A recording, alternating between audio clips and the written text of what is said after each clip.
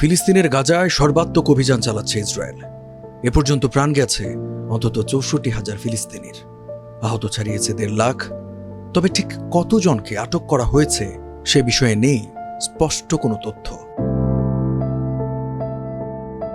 ফিলিস্তিনি বন্দীদের নিয়ে সম্প্রতি একটি জরিপ চালায় ইসরায়েলের +972 ম্যাগাজিন, হিব্রু ভাষার প্রকাশনা লোকাল কল ও প্রভাবশালী ব্রিটিশ পত্রিকা দ্য গার্ডিয়ান।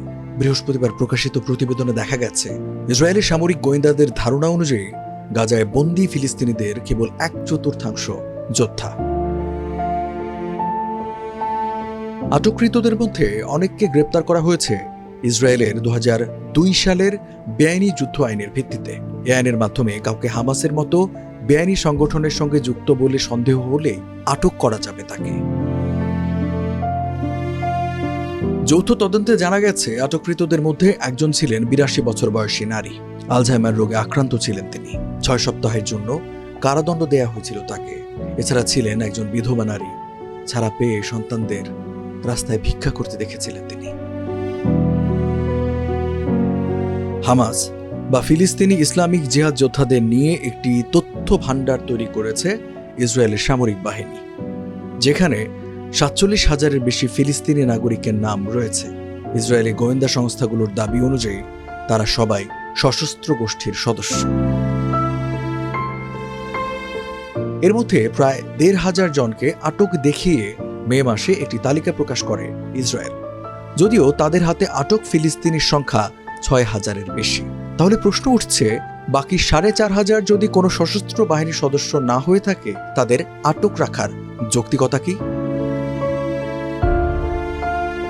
বেআইনি যোদ্ধা হিসেবে আটক ব্যক্তিদের পাশাপাশি ৭ অক্টোবরের হামলায় জড়িত অভিযোগে ৩০০ ফিলিস্তিনিকে আটক রাখা হয়েছে ইসরায়েলে। ইসরায়েলের দাবি, তাদের বিরুদ্ধে যথেষ্ট প্রমাণ থাকলেও এখনও মামলা হয়নি, তাই সাধারণ অপরাধী হিসেবে তালিকাভুক্ত করা হয়েছে তাদের। অভিযোগ আছে, গাজা যুদ্ধে বেসামরিক নাগরিকদের পাশাপাশি অনেক সাংবাদিকদের সন্ত্রাসী হিসেবে তালিকাভুক্ত করে ইসরায়েল।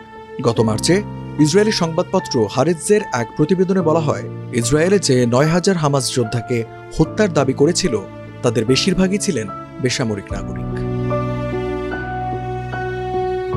আগস্টের শেষের দিকে +972 লোকাল কল এবং দ্য গার্ডিয়ানের প্রতিবেদনে দেখা গেছে, ফাঁস হওয়া ডাটাবেস অনুযায়ী ইসরায়েল জানত গাজা যুদ্ধে নিহতদের ৮৩% বেসামরিক নাগরিক। নানা বয়সের ফিলিস্তিনিদের বেআইনি যোদ্ধা হিসেবে চিহ্নিত করেছে ইসরায়েল। তদন্তে দক্ষিণ ইসরায়েলের কুখ্যাত এক কারাগারে দায়িত্ব পালন করা এক সেনার বরাতে বলা হয়, কারাগারের একটি বিশেষ অংশ আছে যেখানে কেবল বয়স্ক ও গুরুতর আহত ব্যক্তিদের রাখা হয়। ওই সেনা বলেন, বেইত লাহিয়ার একটি হাসপাতাল থেকে অসংখ্য মানুষকে ধরে আনা হতো।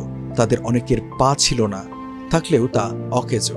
একবার ৭৫ বছর বয়সী একজনকে ধরে আনা হয়েছিল। ওনার পায়ের পাতায় মারাত্মক সংক্রমণ ছিল।